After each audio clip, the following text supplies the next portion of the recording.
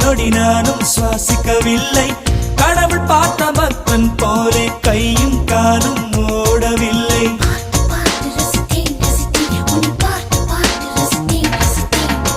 தேவதையும் பேருந்தில் வருமா, கனவா நனவா தோன்றவும் இல்லை. நல்ல வேளை சிறகுகள் இல்லை, நானும் அதனால் நம்பவில்லை.